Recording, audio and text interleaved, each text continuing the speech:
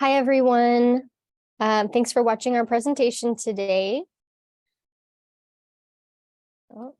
Okay, so we are coming from the United States, where we have an ORCID consortium called the ORCID US Community. And today we're going to be talking about our community engagement.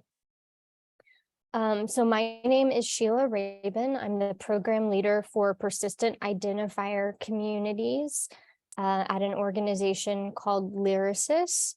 So that includes our ORCID US community, and then we also have a data site consortium that is run by Lyrasis.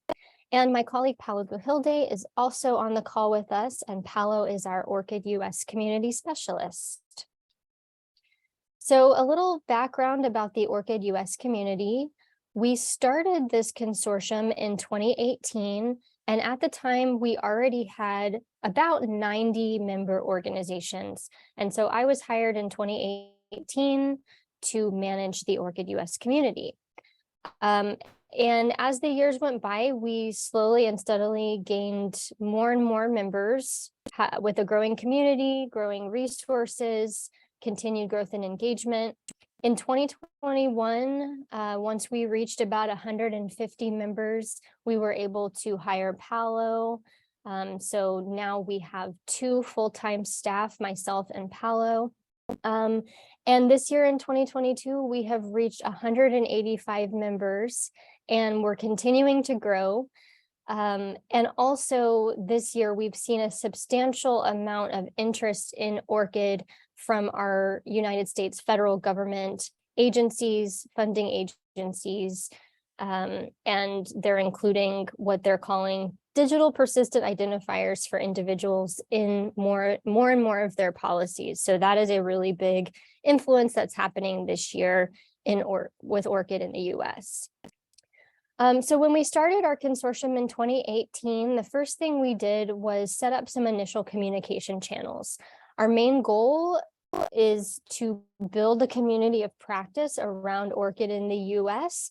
So having a starting point of written communication and being able to disseminate information to our members and potential members was very important right from the beginning.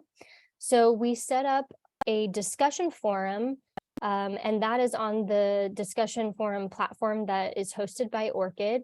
And that is only for our members, so it's invite only, and that's really our main communication channel for updates and announcements and questions. We also set up an open listserv, so anyone can join that. You don't have to be an ORCID member, and that's another communication channel that we have with less frequent postings. We also started a biannual newsletter, so every year in June and December, we put out a newsletter that we can share far and wide, and it just has a recap of all the important updates and news that has been going on with ORCID and the ORCID US community. And then we also started a blog, and that's where we've been able to share news, case studies, and also just specific kind of guides and information related to ORCID and different topics. Our first event that we had in 2018 was our first ORCID US Community Showcase. And we did this in September of 2018 when our consortium reached 100 members.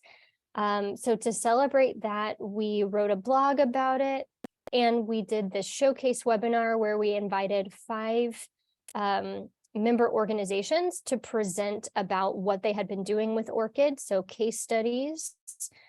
For this event, we had over 100 people register, and about 75 people actually attended. So we saw a lot of interest there. And to date, that recording is on YouTube, and we've received over 400 recording views. So I would say our first event was a huge success. So we kept going with these types of events, doing these showcase webinars, and also just webinars in general. But to help us figure out what kinds of activities and what kinds of resources we should focus on each year, we've been doing an annual member survey. So in December of each year, we send out a survey to all of our members, And we use their responses to kind of assess our program and also determine what types of things would be helpful to our members for the following calendar year.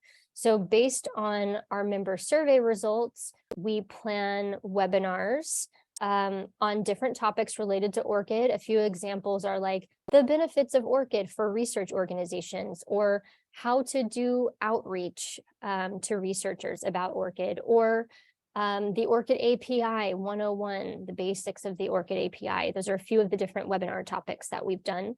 We also plan community calls, which basically happen monthly around different topics, again, related to ORCID, but community calls are a little more informal and more discussion-based. So typically we will invite one or more members of our community to give a brief presentation at the beginning, and then we open it up for discussion. So some of the recent topics that we've talked about at our community calls are things like ORCID and ROAR, how those two identifiers work together, or writing information to ORCID records using the API and how that works, or ORCID and research information management systems, for example. We've also created a number of different guides or blogs that we can share with our members to kind of walk them through the different steps of what it takes to plan for ORCID adoption at their organization. So we have like an ORCID planning guide, we have an outreach guide, and we have a custom integration guide. And those are just a few of the kind of written resources that we have available for our members. Case studies was also a big area that we focus on. A lot of our members in these surveys say that they want to find out what other organizations are doing with ORCID. So that's where our showcase webinars come in, and we also write up case studies in our blogs with examples from different organizations about how they're doing ORCID outreach, or sharing information about how they did a custom integration, or how they're partnering with other internal stakeholders at their organization. So we have a good amount of case studies built up at this point. And of course, we always offer one-on-one support. So through the survey, sometimes we get people asking questions, and so we reach out to them to make sure their questions are answered. We offer to do Zoom calls with all of our members to really consult with them within their context about what next steps they can take to go further with their ORCID membership. So we answer questions and provide guidance. And one of the other things we do is we connect our members with each other. So if we are talking to an organization that wants to do a specific kind of integration, we can connect them with another organization that is doing the same thing or that has already done the same thing. We also do an annual check-in with our members every summer. And we've been doing that since 2018. And so far it's entailed literally reaching out to each and every member organization with a specialized email specific to them, checking in with them, recommending next steps. But because we're growing so much and we have almost 200 members now, it's becoming a lot for us to manage reaching out to each and every one. So this summer we did a kind of a maturity assessment. We kind of took that example from the Australian consortium and created our own assessment where we categorized our members in terms of members that are in kind of the beginner phase. So they're just getting started with ORCID. Maybe they're not using the API yet, or maybe they have a vendor integration, but not very many people have connected their ORCID IDs with it yet. And then we have members in the intermediate category, which is they are using ORCID, they're using the API. Maybe they have a vendor integration that has a lot of ORCID IDs connected, or maybe they have a custom integration that's read-only, for example. And then we have the advanced category, which is really members who are taking advantage of both the read and write capabilities of the ORCID API, and they have a custom integration that has a lot of ORCID IDs connected, or they have multiple ORCID API integrations. But writing data to ORCID is a big part of what we defined as the advanced category. So as you can see from this chart, most of our members are still in that beginner stage, but we have a growing number of organizations that are in the intermediate and advanced stages. And so from now on, we're going to reach out to our members in chunks. So we can send one email to all of the organizations that are in the beginner stage with general recommendations about next steps for them, and so on. So now I'm going to pass it over to Paolo to tell us more about some of our resources. Thank you, Sheila. So basically, for the next few slides, we're just going to talk about our resources that we have for the ORCID US community. So at the start of 2022, we officially launched our new website, as you can see here. It's orcidus.lyrasis.org. Our goal with this website is to really make it easier for future members of the community to learn more about ORCID US community, including resources to gather support for ORCID membership from their stakeholders. And two, our current members to find information and resources that they can use as they plan for ORCID implementation and can continually provide outreach to their stakeholders. For example, you will see the drop-down menu for community resources, the black box on top, showing outreach resources, events, blogs and guides, and webinar recordings, and community calls, and many others. Now, I want to kind of call back to what Sheila mentioned about community calls, case studies, and all of those resources, because all of those really exemplify the community in ORCID US community. Often our community calls spotlight the work of our members. So they present an integration that they have implemented and or talked about ORCID initiatives at their organization for the benefit of the entire community. So with these community calls, Sheila and I built upon it to write blogs, basically case studies that our community can read about and refer to as they plan for their ORCID work. So it's our community creating the foundation of our resources. Next slide.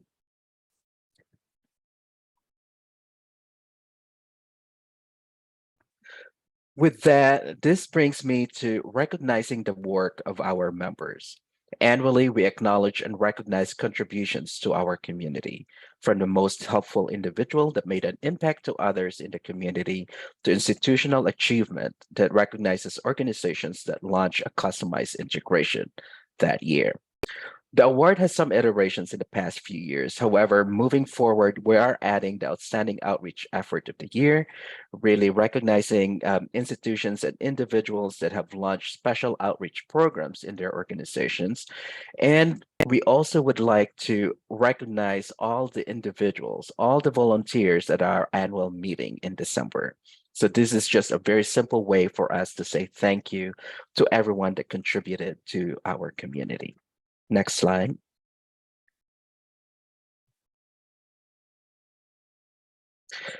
As we mentioned, we strive for a community of practice and building community.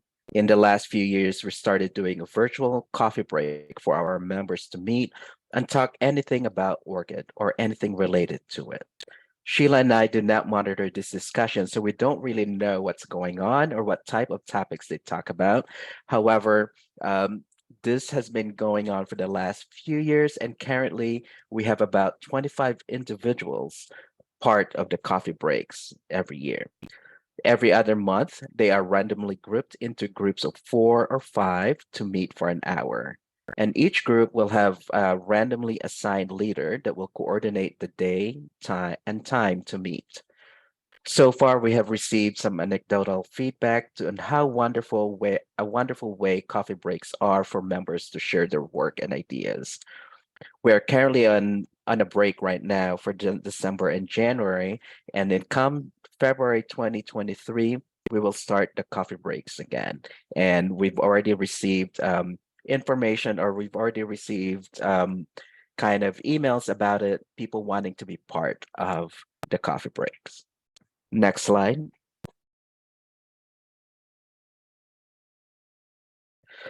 Finally, I want to highlight our annual meeting every December.